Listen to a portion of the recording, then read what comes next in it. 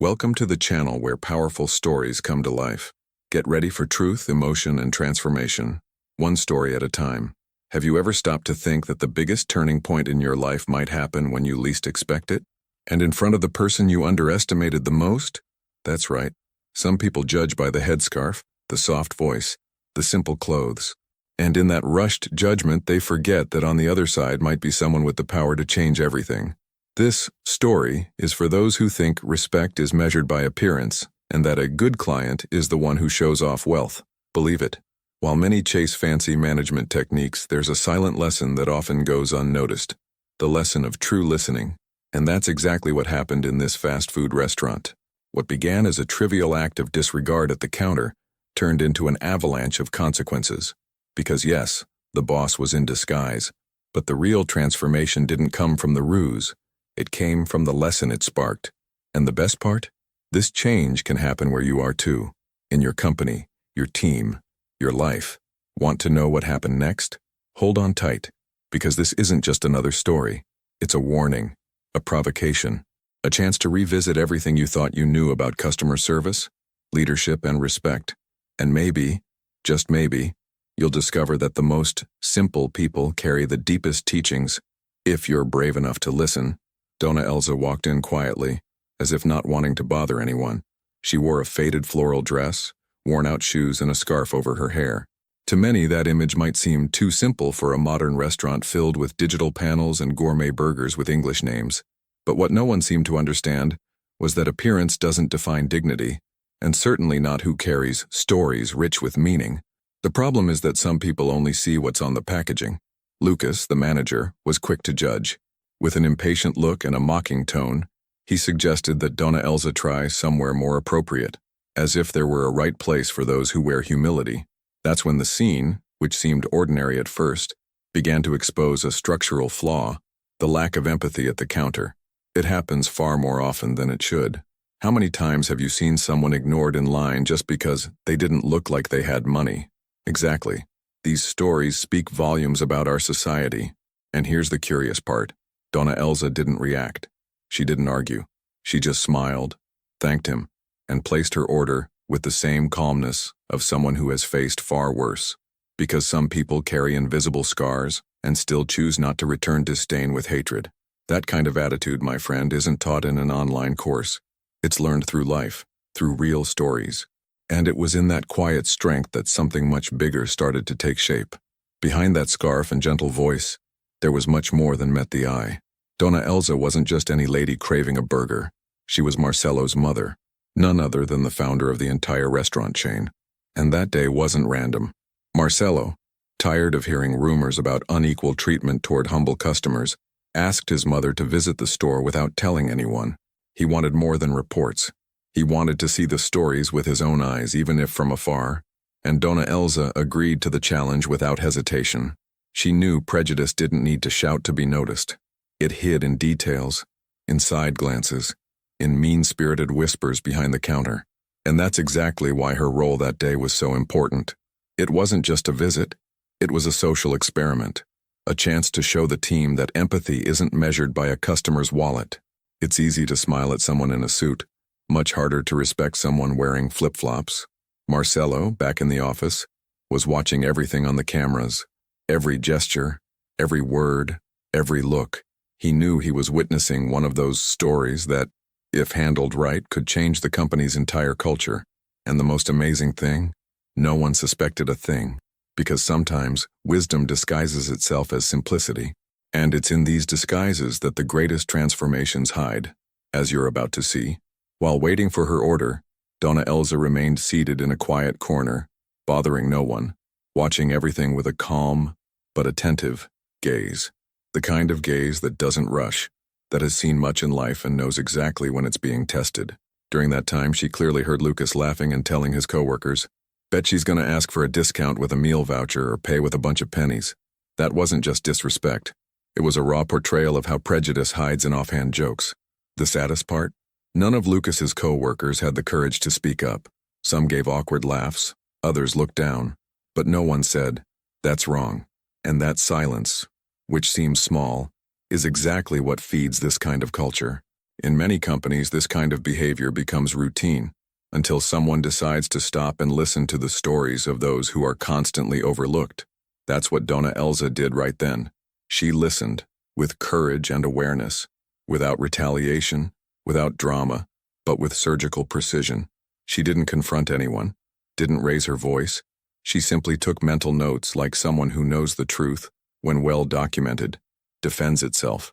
And it's curious how these behind-the-scenes stories often hold more power than rehearsed speeches. Because while some try to stand out by shouting, others transform environments simply by listening with wisdom. And little did they know that this silence was being witnessed by someone who wouldn't let it go unnoticed. Across town, in an elegant yet modest office, Marcelo was watching everything in real time. The screens showed different angles of the store, every step, every gesture, every silence. And at that moment, more than a vigilant manager, he was a hurt son. Because there she was, his mother, Dona Elza, simple, dressed just as she liked, in her cotton scarf and the floral dress she always said brought luck. But to those who served her, she looked invisible, or worse, like a nuisance. And that, Marcelo couldn't ignore. He wasn't impulsive. He didn't raise his voice or make rash decisions. But his eyes, oh, eyes don't lie, were full of indignation. What hurt him wasn't just seeing his mother treated with disdain, but witnessing the silence around it, the lack of empathy, the complicity that exists when no one speaks out against what's wrong. It was as if, in that store, they had forgotten that customer service goes beyond delivering food. Behind every order is a person with stories that deserve to be heard and respected. Every stifled laugh, every side glance, every whispered comment behind Dona Elza's back was like a fine cut, subtle but deep, and more than a personal offense. It was a bitter diagnosis of the company's culture. Marcelo, with his background in management and the values instilled by his upbringing, had always believed that respect isn't policy, it's principle. And if respect had been forgotten in that space, the problem wasn't just one employee's behavior. The whole system needed re-education. That's when he realized this was a turning point, a crossroads between doing what's always been done, with band-aid solutions, or starting a real movement of change. And right then, without saying a word, he began sketching the next step, not out of anger, but with purpose. Because those who have heard the silent stories of humiliation know, the way forward isn't revenge, it's transformation. And for that, more than a reprimand was needed. Awareness had to be created. In the minutes that followed, Marcelo mentally revisited every decision he had made as a leader. He thought of the training on sales targets, the focus on productivity, the performance indicators. But how many times had he prioritized listening? How often had he talked about empathy with the same passion as he talked about revenue? That image of his mother being ignored at the counter became a cruel, and at the same time necessary, metaphor for where the company had gone wrong. It didn't take long for him to realize this wasn't just an isolated case. It was a mirror, a reflection of everything that had been neglected, and every employee who walked past Dona Elza without smiling, without making eye contact, without caring, was also a victim of a culture that hadn't taught them to serve with humanity. The problem was structural. It was cultural, and like any leader who truly cares, Marcelo knew he couldn't outsource that responsibility. He decided that punishment alone wasn't enough, because punishment by itself only breeds fear, and fear doesn't educate. What truly teaches is the confrontation with reality. It's the contact with the stories we tend to avoid, the exposure to what hurts, and at the same time, heals. That's why Marcelo came up with something new, something that would leave a mark, but not one that would fade too quickly. He wanted everyone to remember that moment for a long time, not to suffer, but to grow. That night he stayed late at the company. Alone, he rewatched the videos, took notes, studied reactions, observed who laughed, who crossed their arms, who pretended not to see, and in every gesture, he tried to understand the why. Because true leadership doesn't judge at first glance, it investigates. It looks for the root. And Marcelo was determined to dig deep. He knew he could only understand the whole picture if he listened to each part. And every part of that episode was a story that deserved to be read with care. The next day when he arrived at the store, no one noticed him right away. He walked in quietly, carrying the weight of something important. He went straight to the meeting room and called the team together. He said only, "Today, We're going to talk about what no one had the courage to say yesterday. Silence fell like a stone. The room grew tense. Some employees looked suspicious. Others just waited. Then he asked Dona Elza to come in. Same clothes, same headscarf. But now her presence carried a powerful meaning. He didn't yell, didn't point fingers. He simply pressed play and let the footage speak. Clip by clip, the manager's words played over the speakers, the laughter, the looks, the judgments. With every passing second, the employees' faces began to change. Shame was written on them. But more striking than the shame was the silence. A different kind of silence. Heavy, reflective, necessary. The kind of silence that prepares the ground for something new to grow. After turning off the video, Marcelo took a deep breath, then said, "You didn't just make a mistake yesterday. You've been making this mistake for a long time." He went on to explain who Dona Elza was, told her story, her struggles, and how that woman had taught so much about dignity, service, and respect. He said she hadn't come to test anyone, but that life had tested them all, and few had passed. But instead of canceling people, he wanted to rebuild, and that would require more than regret. It would require action. He then announced, "Starting today, a new cycle begins in this company. A cycle where listening is more important than selling, where observing others is more valued than memorizing sales scripts." He explained that everyone would go through re-education, not punishment, but immersion in the realities they had long ignored. A training where the core material would be the stories of people who survive with little, but carry so much inside. Marcelo knew it wouldn't be easy. Some would resist. Others would try to downplay it. But he also knew that real transformation doesn't come with a manual. It comes through confrontation. And the confrontation he proposed wasn't external. It was internal. It was about recognizing one's own failures, one's own prejudices, one's own lack of empathy. It was about learning to serve from the heart, not by protocol. In the following days, the impact could already be felt. Conversations started in the hallways. Employees who had once kept their distance began to observe more, ask more, care more. It was just the beginning, of course, but a real beginning, because something had been reawakened. The awareness that a customer isn't a target, they are a person, and every person carries a universe of stories that can, indeed, change the direction of an entire company. The next day, the diner looked like any other. Clean tables, crisp uniforms, the scent of baking bread in the air. But something felt different. A quiet tension, a hush among the staff, as if they all sensed this would not be an ordinary shift. And it wasn't. At exactly 9 a.m., Marcelo walked in, calm, firm, with that unmistakable look. He gathered everyone and said plainly, "Today we're going to talk about what no one had the courage to say yesterday." Some hearts raced. Others exchanged silent glances. No one knew what to expect. Then the back door opened, and there she was, Dona Elza. Same modest clothes, same scarf covering her gray hair. But now, her image carried a new weight. She was no longer just a regular old woman. She was the key to a story that was about to turn the tables. Her eyes calmly scanned the room. Some lowered their gaze. Others froze. But no one remained indifferent.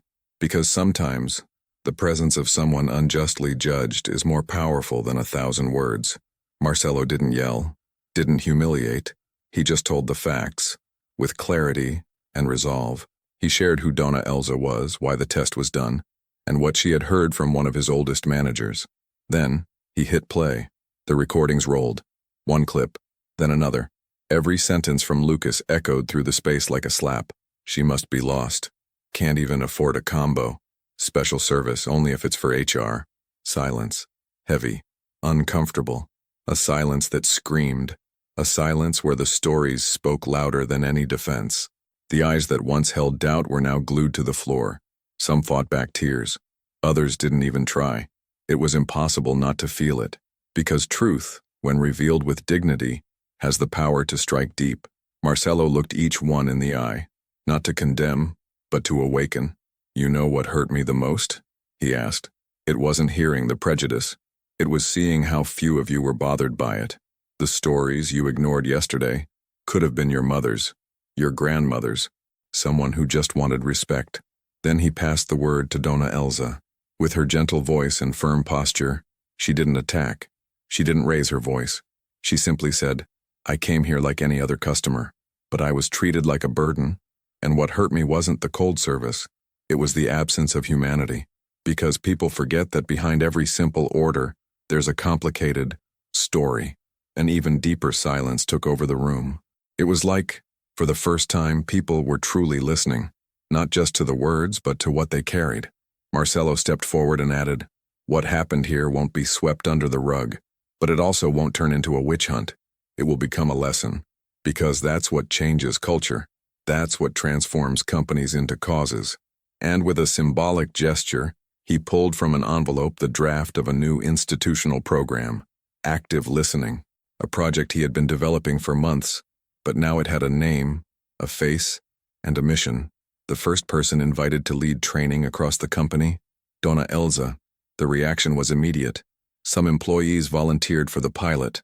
Others apologized on the spot, visibly moved. Lucas, pale, shaking, stood up and asked to speak. Not to justify himself, but to own it.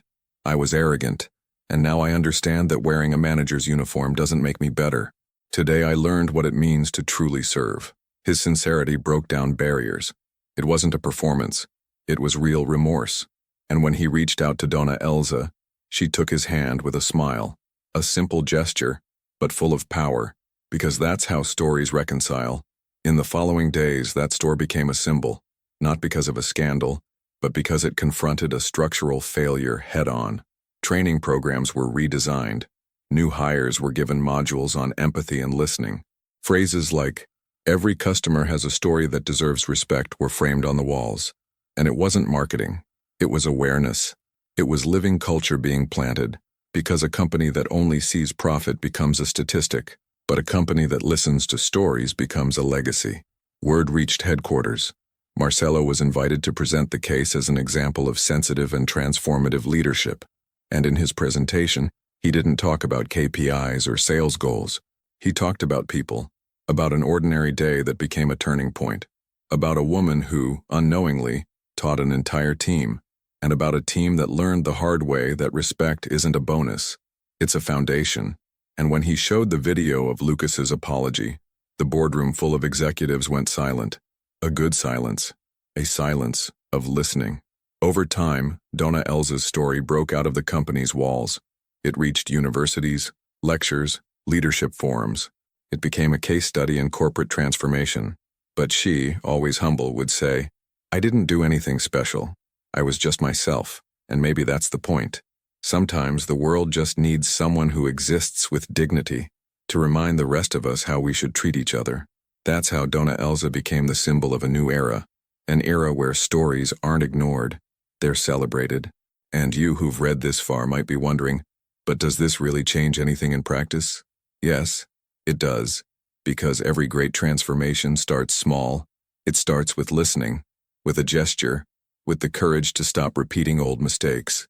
And if this story touched you in any way, then it was already worth it, because true transformation doesn't happen under the spotlight. It happens backstage, in the day-to-day, in how we look at each other, in the care we put into every word, in the courage to change before someone has to beg for respect. After all, the companies that will make history in the future are the ones that learn to honor the stories of the present. Faced with what he had seen, Marcelo didn't waste time. He called Lucas for a private conversation, away from the curious glances of the office and the weight of external judgment. There was no threatening tone, no cold corporate detachment that often shows up in moments like this. It was an honest, almost paternal talk.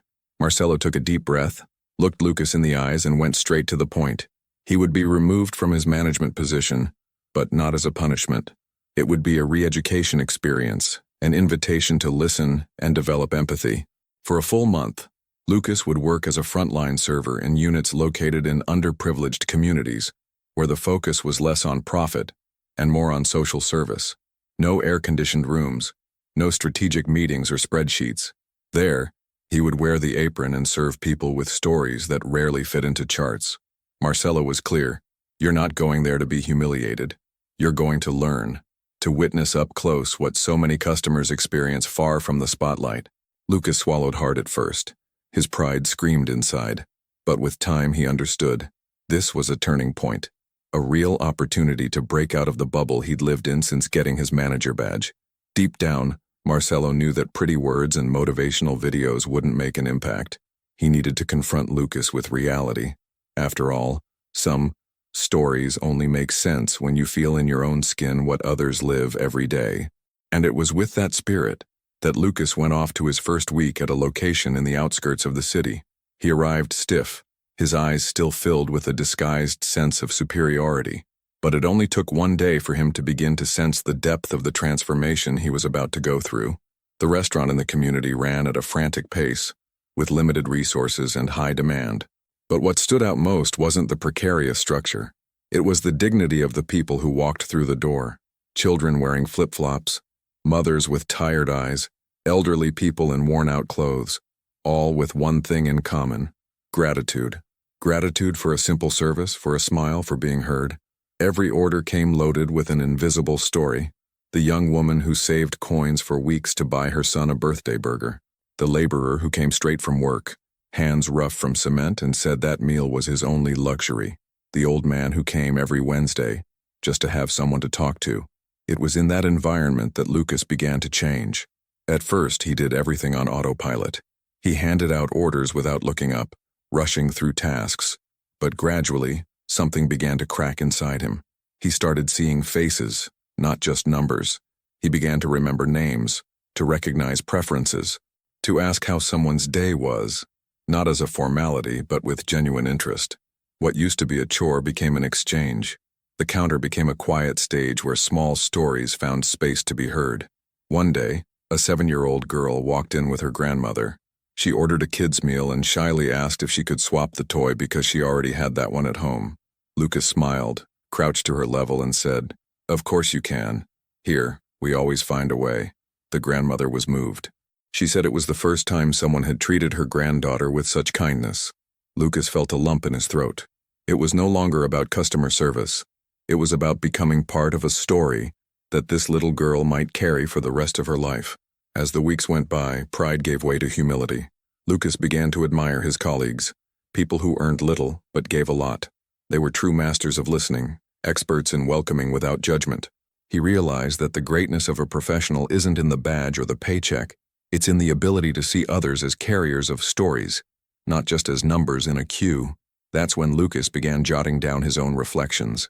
In a small notebook, he wrote down phrases from customers, expressions that touched him, lessons not found in any manual. One day, he wrote, "Arrogance is born from the fear of looking small, but those who truly listen never walk away diminished." It was an honest record of someone being reshaped from within, and Marcelo from afar followed everything. He received reports from the team, quietly observed the transformation. It wasn't a miracle. It was daily connection. It was learning through the subtext of everyday stories. In the third week, Lucas was transferred to another unit in an even poorer neighborhood. There, he met Dona Elza, an elderly woman who sold sweets outside the restaurant to make extra income.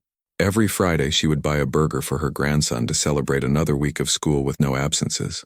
Lucas began helping in small ways, carrying her tray, adjusting her chair, bringing her water. One day, Dona Elza said, "Young man, you have a way of looking that listens." That hit deep, because it was true. He was learning to listen not just with his ears, but with his eyes, his posture, his entire presence. When the month ended, Lucas returned to the central store, but he was no longer the same. His posture had changed, his tone of voice was softer, his walk was lighter, and the most surprising thing, he asked to speak at the weekly meeting. Everyone fell silent. Standing before the team, he looked at Marcelo with tear-filled eyes and said, "Thank you for not giving up on me, and most of all for helping me see what I was refusing to see, the stories behind each customer." The room went quiet, but it was a respectful silence, the kind that stays with you. Marcelo stood up and without formality hugged Lucas. He simply said, "Now you're ready to lead, because those who learn to serve with heart also learn to lead with soul." The team applauded, not out of obligation, but because they knew they were witnessing a true new beginning. After that day, Lucas proposed a new internal program called Voices from the Counter. The idea was simple: to record, weekly, small stories from customers and employees that had impacted the day. It became a bulletin board, then a video series, and eventually a company-wide initiative. The entire company started to see value in the detail, the gestures, the listening. And what began as a personal correction turned into a cultural shift. Today, Lucas is a respected figure across the company, but he never forgets the lessons of the apron. He often visits units in low-income neighborhoods. He talks, listens, serves, and always repeats, "We don't just sell food, we serve stories." In the early weeks, Lucas seemed like a shadow of himself. He was physically present, yes, but his soul, that seemed to be somewhere else. He showed up, put on the uniform, went through the motions, and left like someone just waiting for the clock to set him free. He avoided eye contact, answered robotically, and chose tasks that required less interaction. It wasn't about shyness. It was resistance, wounded pride mixed with a sense of shame he didn't yet know how to handle. His co-workers noticed, of course, but no one pushed. Each in their own way knew that some battles are only won from the inside out. But there was something Lucas couldn't avoid, the natural rhythm of the restaurant. And it was in the back and forth of trays that the stories began to break through his defenses. At first, they seemed like just regular orders. 1 cheeseburger, please. A combo with fries and soda. But a little listening revealed they came with pieces of real life. There was the solo mother, for example. She showed up with 2 kids, sat in the corner, and spent nearly 2 minutes counting coins before approaching the counter with a shy smile. "I scraped together enough to split 1 meal with them. Can you please add a lot of fries?" That hit differently. Lucas prepared the meal with more care than usual and for the first time, noticed her eyes. They were tired, yes, but full of dignity. And in that moment, he understood. There were stories there that deserved more than speed. Another time, a young man walked in, visibly exhausted. Sweaty shirt, backpack, hollow eyes. He ordered the cheapest item on the menu. When Lucas asked if he wanted a drink, he replied, "No thanks. This was all I could afford today. But that's okay. This is my break." Lucas handed him the tray and watched from afar. The guy ate slowly, savoring every bite. That image stuck in Lucas's memory, because it wasn't just a sandwich. It was relief, a pause, survival. One of those stories you don't tell with words, but that scream in silence. Then came the elderly customers, the ones who returned every week at the same time, ordering the same things. One man in particular always ordered a grilled cheese and coffee. He chatted with the staff, told old jokes, praised the younger employees. Lucas, who at first only half listened, began to truly pay attention. He found out that this man had recently lost his wife, and coming to the restaurant was his way of continuing to exist amid grief. It wasn't the food that mattered. It was the "good morning," the "how are you," the "see you soon." It was the stories that gave meaning to the routine. And so, almost without noticing, Lucas began to change. Resistance became listening. Boredom turned into curiosity. Obligation turned into presence. He began to remember names, recognize faces, even anticipate orders. He started smiling first, asking about people's day, offering extra napkins before being asked. Small details, almost invisible, but they slowly built a bridge between him and those around him. And it was exactly at that point that he understood a profound truth. Great service doesn't come from a manual. It comes from recognizing the humanity in the other. That awareness didn't come from a lecture or a corporate training. It came from real contact with stories. It came from listening without judgment, from realizing that behind every customer uniform, there's someone who's failed, cried, fought to pay a bill, or smiled at a simple act of kindness. Serving, then, stopped being a burden. It became a mirror, and each tray Lucas handed over was, in some way, an answer to the question, "Do you truly see this person?" It was in this quiet rhythm of transformation that something remarkable happened. It was an ordinary afternoon with the usual midweek rush. Lucas was at the register when an elderly lady with white hair, simple clothes, and kind eyes approached. She placed her order, thanked him politely, and sat alone at a table in the back. Lucas didn't notice anything special at first, but a few minutes later she returned to the counter and discreetly handed him a folded note. She didn't say a word, just smiled and walked away. Curious, he opened the note. It was handwritten with strong yet gentle handwriting. "Today your gaze made me feel important. Thank you." Lucas read and reread that paper as if it were a letter from another world. And in a way it was. Because amid the daily rush, the pressure of goals, and the invisibility many people carry, that gesture said it all. A simple, genuine look can restore someone's sense of worth. a reminder that there's still space to be seen. Lucas stayed silent for a long time. He couldn't go back to autopilot. The note stayed in his pocket for days. Later, he laminated it and taped it inside the locker where he kept his uniform. It became a reminder that in that modest fast food restaurant, between simple trays and routine conversations, stories were born. Some lasted a moment, others stayed forever. But all, absolutely all, had the power to transform, as long as someone was willing to listen. And it was through this new perspective that Lucas rediscovered himself. Because deep down, the greatest change wasn't in the environment, it was in the way he started seeing others, and himself. The old resentments began to fade in the light of everyday compassion. Pride gave way to empathy. Judgment made space for presence. Because in the end, no academic degree teaches more than true listening, and no punishment corrects better than the opportunity to start again, serving with heart. There, on the very floor he once saw as punishment, Lucas found a kind of learning no MBA could provide. He discovered that greatness isn't measured by job titles or salaries, but by the ability to turn an ordinary day into an unforgettable memory for someone. And once you understand that, every tray takes on new meaning, every glance new weight, every act of service becomes a new chance to write, or rewrite, stories. That's why when Lucas heard that Dona Elza would return to the store for a special meeting, he didn't feel fear. He felt responsibility, because he knew she wouldn't just see the uniform or the script. She would sense, through his posture, whether the transformation was real, and deep down he was ready, not because he was perfect, but because he was present, because he finally understood that serving someone is, in many cases, one of the most beautiful ways to say sorry, and to show you've learned from the stories that crossed your path. When he returned to the store where it all began, Lucas was no longer the same man. Something inside him had shifted. His walk, once hurried and superior, now moved with the pace of someone who observes. His eyes, once arrogant, now searched for connection. And his listening, once selective, was now filled with attention and humility. He asked to speak at the weekly team meeting, not to justify himself, but with the courage to be vulnerable. He took a deep breath, looked at the team, and locked eyes with Dona Elza. Silence filled the room. With a trembling but firm voice, Lucas said what many leaders are afraid to admit. I was arrogant, and today I understand that my ignorance stopped me from seeing the stories you carried. No flourishes, no rehearsed speech, just raw, real, transformative words. A sincere apology born from living, hurting, and awakening. The silence in the room wasn't awkward. It was filled with respect. A dense silence that said, "We're listening." Dona Elza, with her usual serenity, replied with sweetness and firmness, "Those who learn to respect begin to grow on the inside."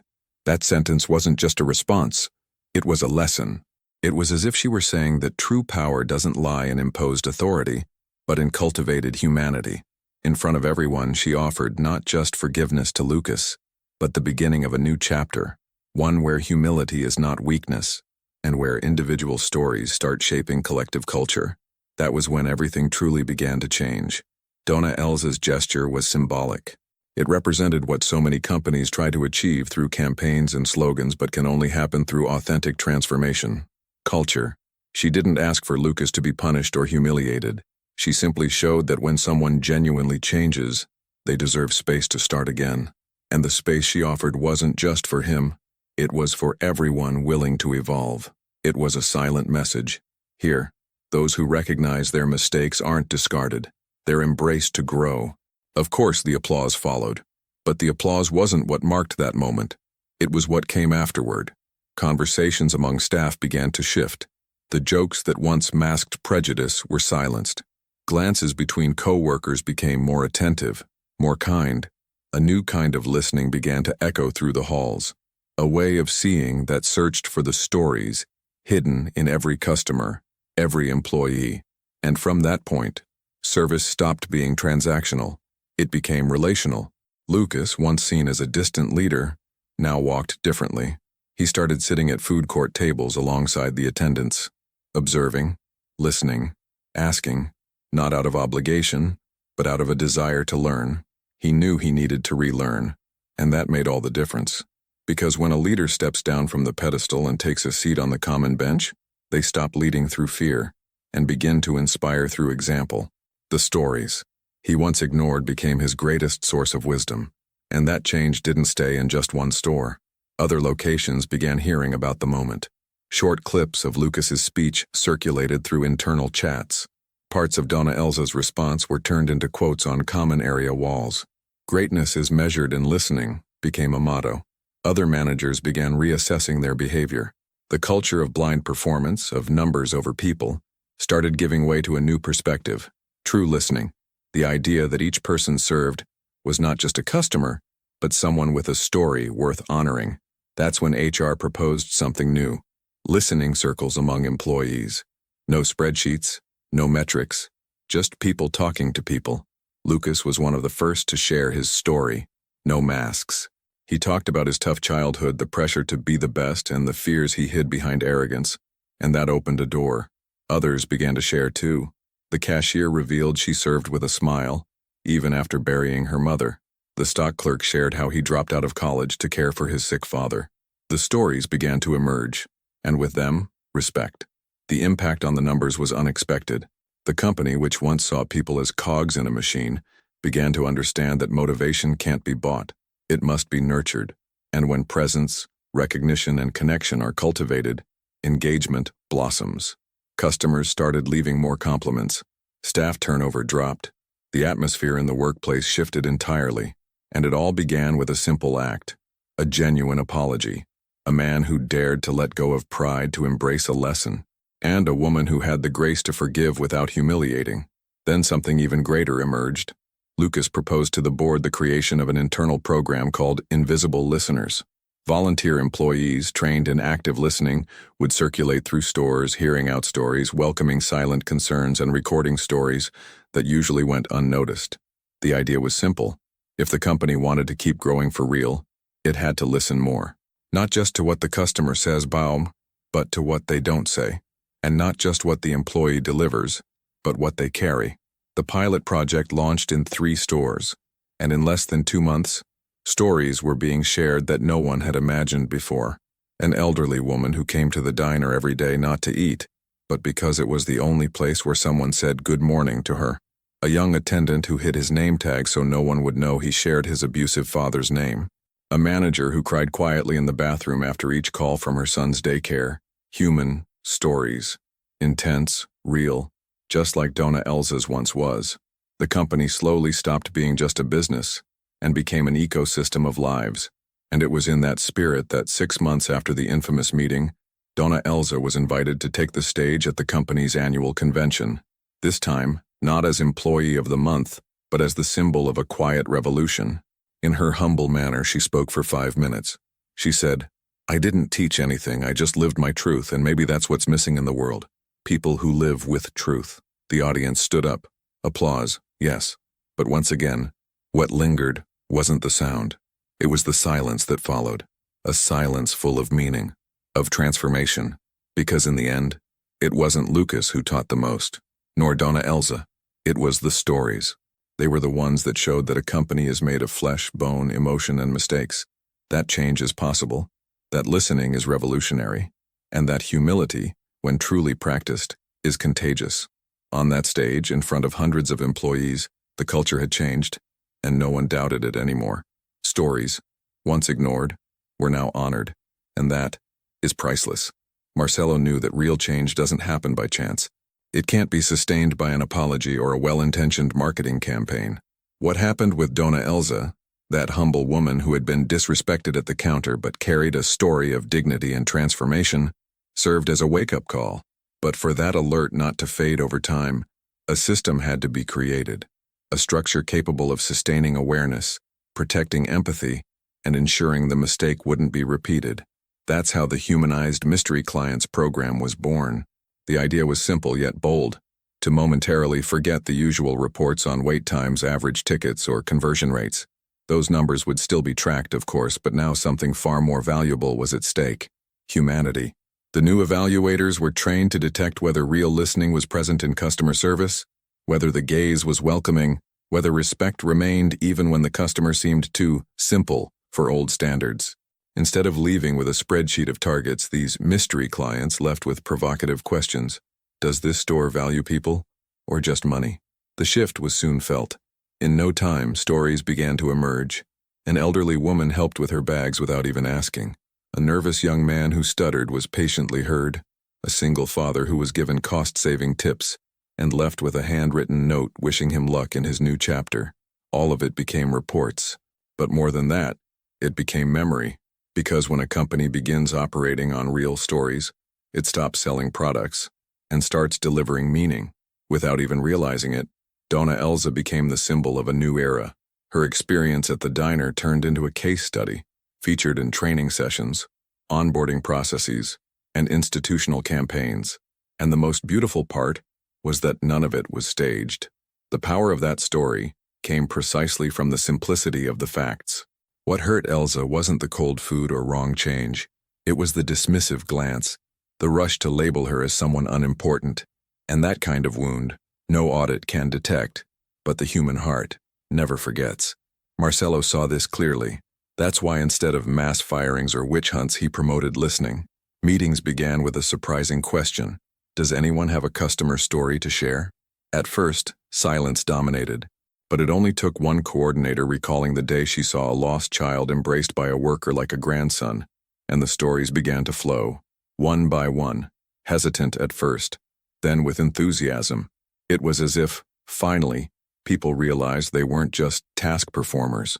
They were part of something larger, a web of stories woven together with every customer that walked through the door. And like all good organizational cultures, what is reinforced begins to bloom. Marcelo had inspiring phrases printed and placed behind the counters, far from the customer's eyes but close to the hearts of those serving. One of the most repeated was, "Don't serve to hit targets, serve to touch lives." Another was sewn onto uniforms and badges. "Every person carries a story. Listen before you judge." It became a mantra, a compass, and above all, a shield against insensitivity. Curiously, customer satisfaction indicators began to rise. Graphs showed consistent growth, but Marcelo didn't celebrate the numbers, at least not as a priority. What truly moved him were the thank you letters from elderly clients, the messages from mothers who felt genuinely welcomed, stories of small gestures with huge meaning. One woman said it was the first time in 10 years that she felt truly seen during a service interaction. No KPI can measure that, but the soul never forgets. And so, the company began to be known for something beyond fair prices or quality products. People talked about the atmosphere, the feeling of belonging. Many started seeking jobs there not just for the salary, but for what the brand represented.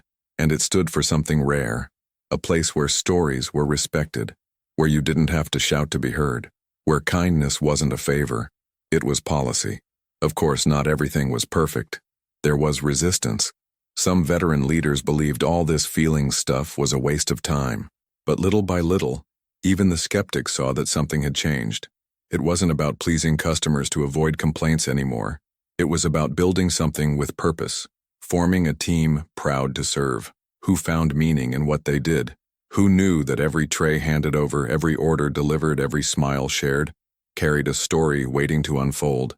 And like all strong cultures need symbols, one phrase began to stand out.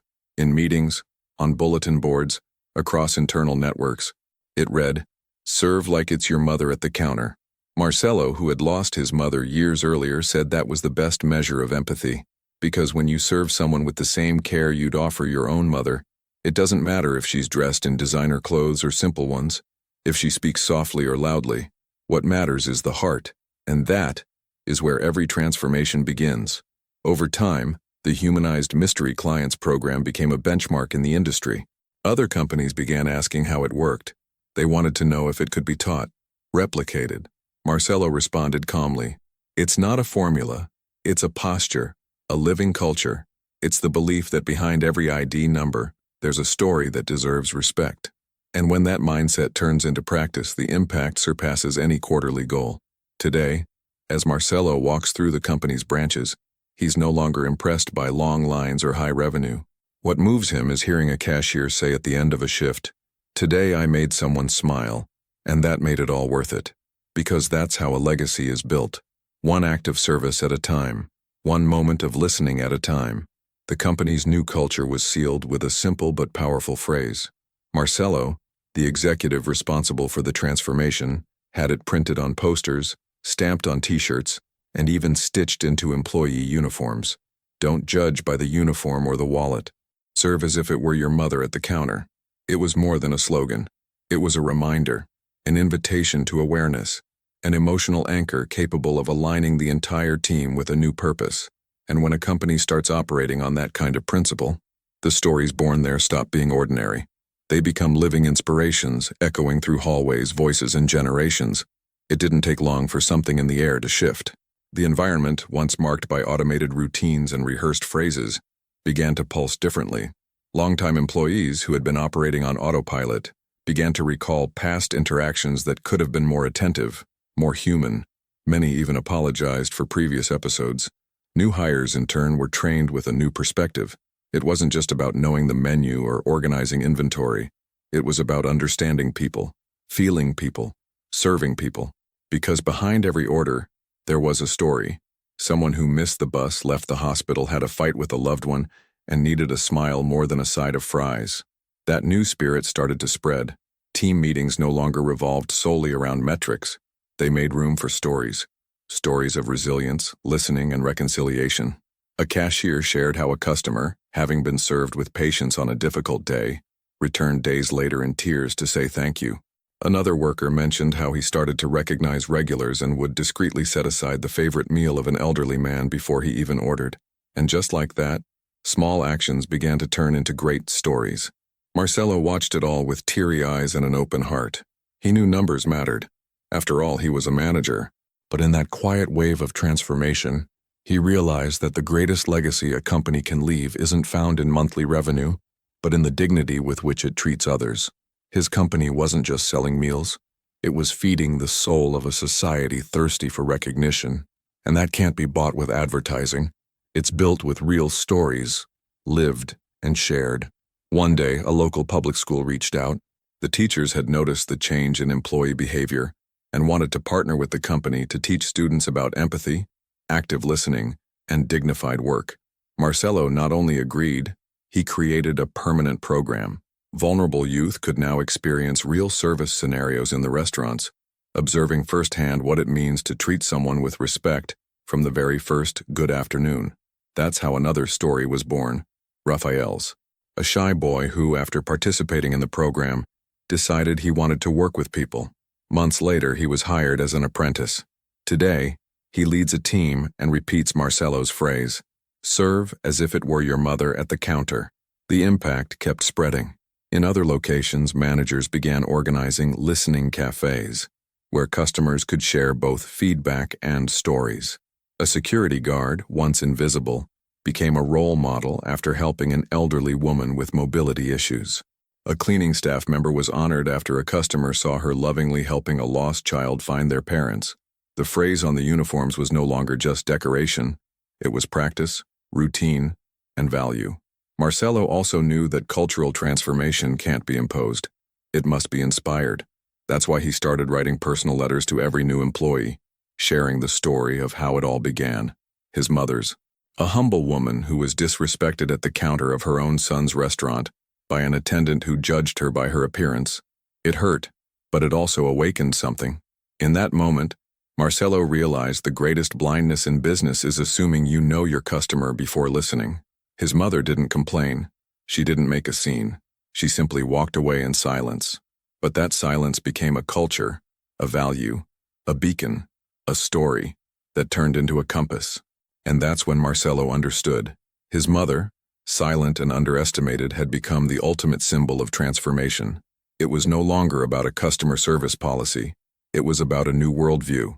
It was about seeing beyond clothing, credit cards, accents, or response time. It was about humanity. And when an organization embraces that idea, the impact goes far beyond restaurant walls. It reaches homes, buses, schools, conversations, and the dreams of people who once thought they'd never be seen. Soon, media outlets began reporting on the uniform movement. Other business leaders wanted to know how to replicate the initiative. But Marcelo was clear. Don't try to copy the phrase. Try listening to your team's stories. That's where the secret lies. Because culture can't be outsourced. It's built through listening, through example, through repetition. And when repetition is watered with purpose, it becomes identity. Today, when you walk into any of the company's locations, you can feel something different.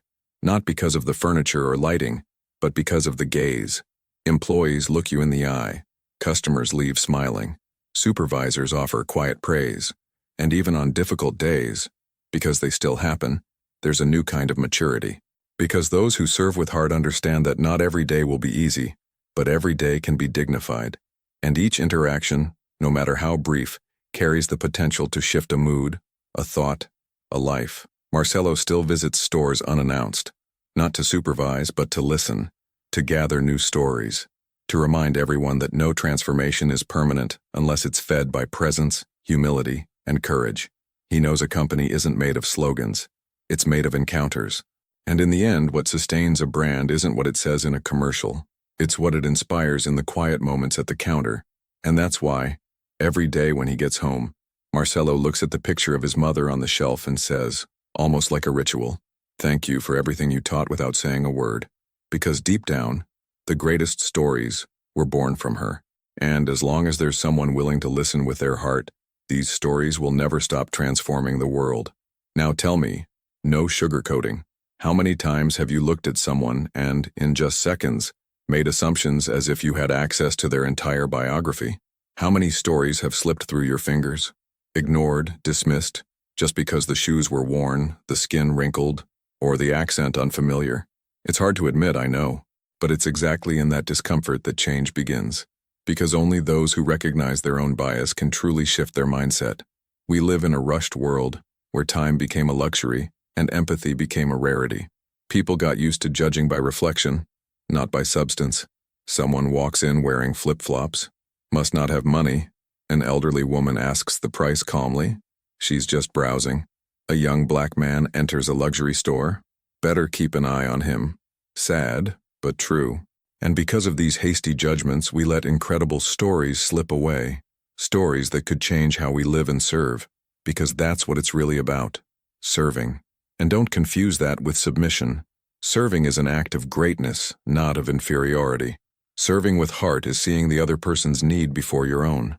It's understanding that behind every customer is a person, with pain, dreams, limitations, and hopes.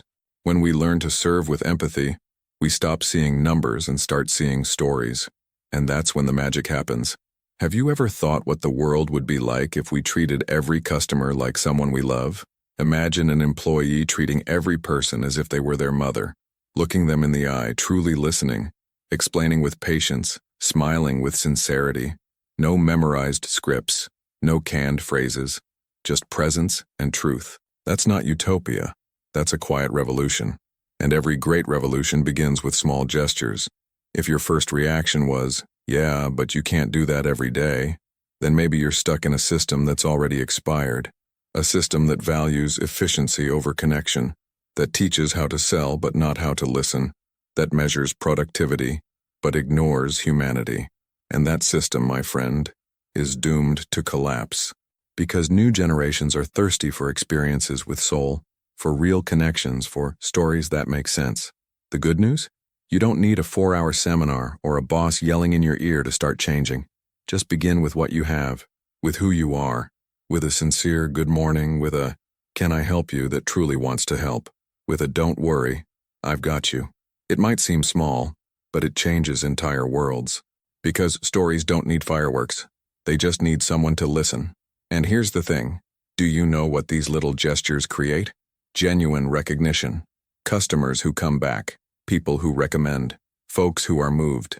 Because no one forgets how they were treated. The packaging might be beautiful, the product amazing, but what truly stays is how you made someone feel. And when they feel respected, valued, welcomed, there you go. You didn't just make a sale, you created a story. And those are the kinds of stories that build reputations, that create loyalty without discounts, that attract without shouting. When you treat each interaction as a chance to touch a life, you stop being just another employee and become a reference, a remembered name, a meaningful presence. And it all starts when you choose to see the other as a human being, not just a number in line. The question is, are you willing? Are you ready to leave behind old habits and embrace a new way of connecting? Because this takes more than technique. It takes sensitivity. It takes humility to admit you don't know everything. And it takes courage to look someone in the eyes and say, "Tell me your story." Because believe me, there are so many people just waiting for a safe space to speak. And that's when it happens. When you truly listen, entire worlds unfold. You find out that quiet old lady raised 3 kids on her own. That kid in a hoodie dreams of being the first in his family to go to college. That man who hesitated to pay was just trying to hide his nervousness because he didn't know how to use the card. These are living stories, screaming in silence, just waiting for someone to notice. And when you notice, you're the one transformed, because no one walks away unchanged from a real act of listening. It shatters prejudice, breaks down assumptions, expands your world. And the most beautiful part? It doesn't just transform the one being heard, it transforms the one who listens. Because in that moment, you realize that serving is not about making yourself smaller. It's about growing.